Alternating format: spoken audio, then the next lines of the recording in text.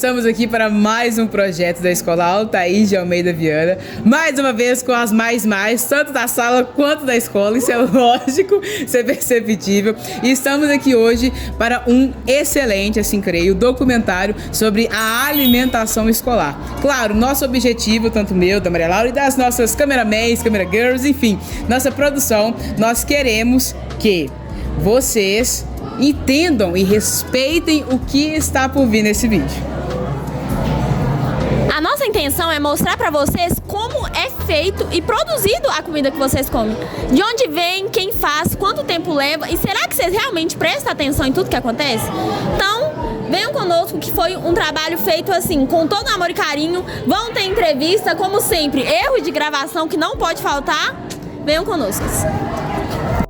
A administração da merenda escolar é feita através do Programa Nacional de Alimentação Escolar, onde o governo federal repassa recursos para estados e municípios, que por sua vez gerenciam a compra e a distribuição dos alimentos. O Fundo Nacional de Desenvolvimento da Educação transfere verbas federais diretamente para as redes estaduais e municipais de ensino. Os estados e municípios escolhem como gerenciar a verba, podendo ser centralizada, descentralizada ou terceirizada. A gestão é responsável por comprar os gêneros alimentícios, armazenar, preparar e distribuir a merenda para os alunos. E isso, com toda a certeza, envolve a nossa querida Vilminha e a direção da escola, pela questão do recebimento dos alimentos, para a verificação de sua data de validade e demais coisinhas que a gente às vezes cagueanda, mas que as nossas queridíssimas pessoas que estão na direção se preocupam com isso. Bom dia, alunos da Altair. Hoje nós vamos entrevistar as protagonistas do nosso documentário. Aqui é a nossa cozinha, pode passar, certo? Essas são as nossas tias, agora elas estão começando a fazer a nossa merenda. Tias, a gente vai trazer uma pergunta para vocês. Como é que é essa rotina de fazer 3 merendas, tem que lavar, tem que limpar, e é muita comida, e tem que saber quantidade, e olha lá que a comida é muito gostosa. Fala um pouco pra gente. Fala aí. É difícil. É difícil, porque a gente não pode errar, né? A gente tem que acertar, e às vezes a gente fica tão tumultuada que a gente fica estressada, nervosa, né? E a gente torce que dê certo, né? E a rotina aqui de todo mundo é essa correria, todos os dias de manhã. Café da manhã, almoço do projeto, do regular, né? Mas cada um tem a sua função, né? Eu sou do projeto, a Aline é regular, Maria auxiliar, mas todas uma ajuda na outra. E querendo ou não, vocês acabam criando uma união, né? Porque trabalhando o dia todo junto e trabalhar, a gente sabe que trabalhar em equipe muitas das vezes não é fácil. Ainda mais como a gente fala, fazer uma comida em grande quantidade. É o tempero, não pode queimar. É aquela correria de aluno vindo aqui pedir isso, pedir aquilo. Então assim, a nossa intenção de fazer esse documentário é realmente dar um valor para vocês. É que os nossos alunos da Altair possam ver uma coisa que normalmente eles não param para observar, que é um trabalho de tempo todo, é uma correria. E essa atenção que a gente quer dar, sabe, para essas profissões que muitas vezes não são valorizadas da forma que deveriam. Essa parte que você falou de amizade, a gente já se tornou amigas mesmo. Ai, Unida, uma isso é muito bom. Outra, uma ajudando a outra. Uhum. E a gente mas a Júnia já era amigas, né? Entendi. Agora são 3 amigas. Isso é ótimo, né? Ajuda bastante também no serviço. Exatamente. Imagina, você tá aqui trabalhando, aí tem que olhar na cara, eu não gosto dela, é ruim. Uma pedindo opinião a outra Isso. e a gente vai levando. E a propósito, hoje é aniversário da Júnia. Ó, seu! Aê! Fez pra você dessa data querida muitas felicidades e muitos anos de... Aê! Não existe uma porcentagem exata de alunos que vão para a escola somente para comer, mas você sabia que aproximadamente 54 mil alunos em vulnerabilidade dependem da merenda escolar? É quando vão a escola que eles têm acesso à alimentação saudável. E outra coisa importantíssima sobre a alimentação, a merenda escolar, existe a lei sobre a agricultura familiar, que é a lei número 11.947, de 16 de junho de 2009. Estabelece que pelo menos 30% dos recursos devem ser destinados à compra de alimentos da agricultura familiar. Esse percentual foi elevado para 45% em 2025, pela Lei número 15.226/2025. E isso ajuda bastante as pessoas que às vezes têm uma pequena, não vou falar fazendinha, mas não é fazendinha, mas ajuda muito essas pessoas que às vezes têm um comércio pequeno ou que não tem todo aquele esquema industrializado, mas que graças à escola elas conseguem sobreviver.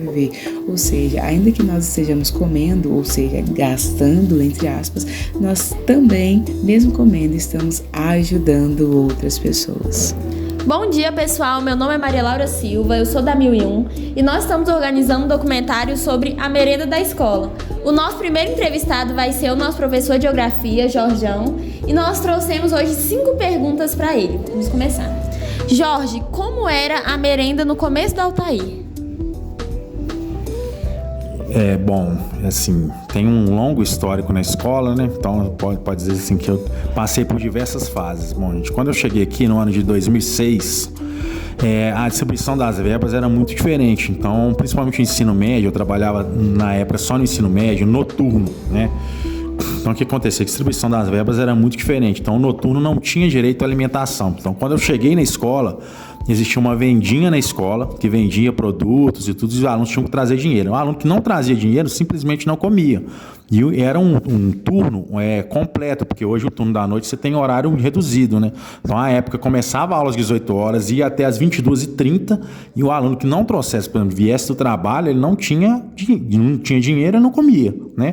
Os professores se juntavam, faziam uma vaquinha, que inclusive eu participava, comprando os alimentos, e eu entregava os alimentos para as cantineiras e elas faziam a comida para os professores. Então, era tudo assim, improvisado, né? Os próprios alunos, assim, alguns traziam lanches que eram compartilhados com os colegas, né? Que às vezes não tinham condição de ter um dinheiro para estar comprando todos os dias. Gente, a partir de 2007, 2008 começou a ter a merenda, mas era uma merenda também bem precária, com pouco recurso, né? Então, assim, era basicamente, né, praticamente o que tinha da tarde que ficava para a noite, né?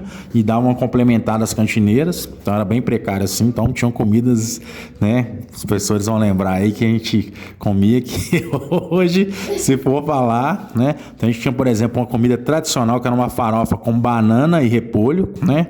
Que era toda misturada ali e era servida numa bacia assim, ficava uma espécie de uma pasta ali, pouca gente comia, eu era um dos que comia, porque eu estava com fome, estava aqui à noite já com fome, eu comia, mas pouca gente comia. E ao longo do tempo foi melhorando, a partir de 2010, 11 começou a melhorar a qualidade da merenda, né? Então a gente foi melhorando bastante. O que tem hoje, comparado ao que a gente já viveu, né? É bem melhor, bem com mais qualidade, né? Com nutricionista, então é bem melhor. Jorge, e uma coisa que quando a gente para pensar, que a maioria dos alunos que estudavam à noite estavam trabalhando ou vinham direto do trabalho, né? Como é que era triste a situação. Jorge, a nossa próxima questão fala mais sobre atualmente e como você acha que poderia fazer para melhorar em relação ao desperdício da escola. Porque a gente sabe que tem muito aluno que pega, sabe que não vai comer e mesmo assim desperdiça.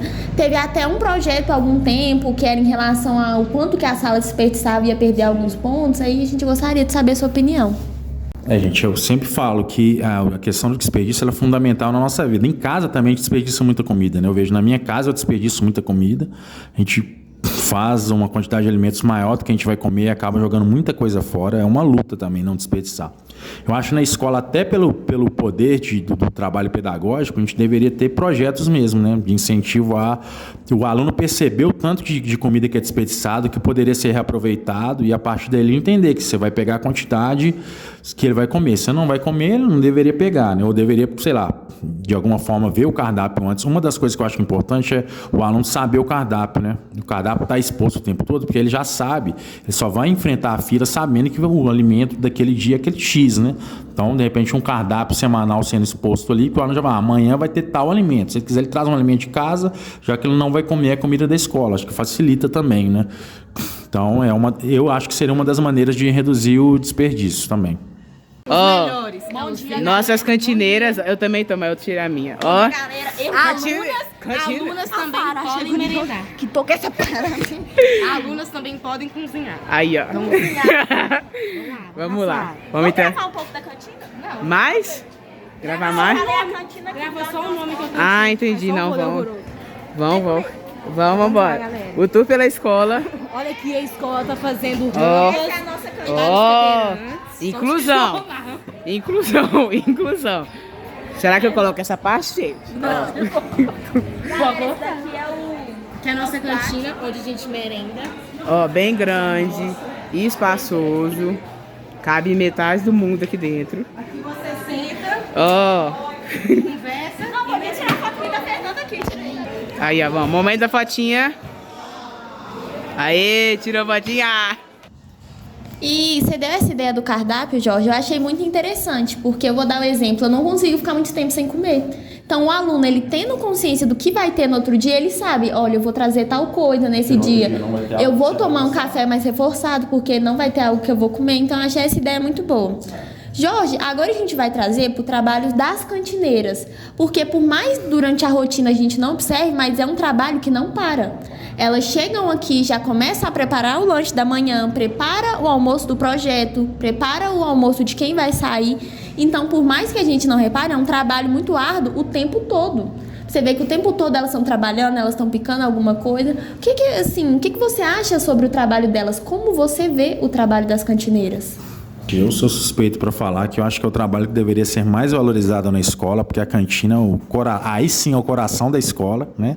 Porque sem comer ninguém consegue ficar aqui, né? Então, assim, além de ser um trabalho, gente, pesado, que é o tempo todo produzindo alimentos, quantidade certa, porções, proporções, tem que tomar cuidado para não ter nada, assim, imagina um alimento que contamina ali, o tanto de problema que vai ter. Então, assim, eu falo assim, para mim a cozinha é sagrada. A cozinha da escola é sagrada, porque o local, para mim, deveria ser os profissionais mais valorizados mesmo, muitas vezes não são, né? Principalmente pelo governo, né?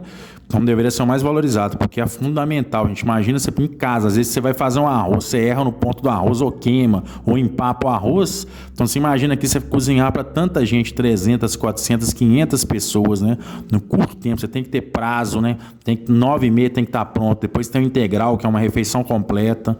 Então, acho que assim, é um trabalho fundamental na escola. Eu sempre falo na outra escola que eu trabalho, que a cantina, você entrou aqui, é um ambiente sagrado. Que você tem que ter mais respeito que você tem em sala de aula aqui. Porque aqui é a alimentação, é sagrada. E é aquela coisa, né? Muitas das vezes você vê muitas cantineiras até um pouco mais estressadas, um pouco mais exaltadas, mas é, igual você falou, um término de prazo muito curto. É 2, 3 horas para fazer comida para muita gente, diferentes comidas. Não pode queimar, não pode estragar, não pode passar do ponto. Exatamente, Jorge. Jorge, agora a gente vai falar sobre os alimentos. O que você acha sobre o alimento vindo da agricultura familiar? Porque agora há uma lei, né, que diz que eu acho que é 40%?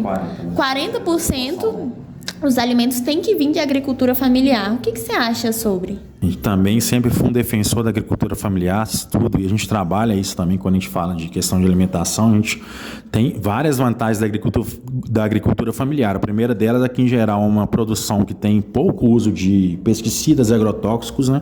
Então, muitas vezes uma produção orgânica, né? Outra situação é que você favorece, fomenta também os pequenos agricultores, que passam a ter uma fonte de renda garantida, né, vendendo para as escolas, né, para as instituições do governo.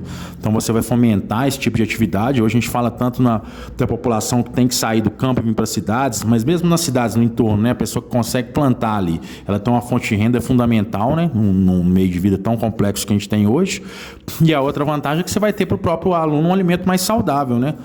É um alimento produzido em escala menor, logo é um alimento mais bem cuidado ali, né?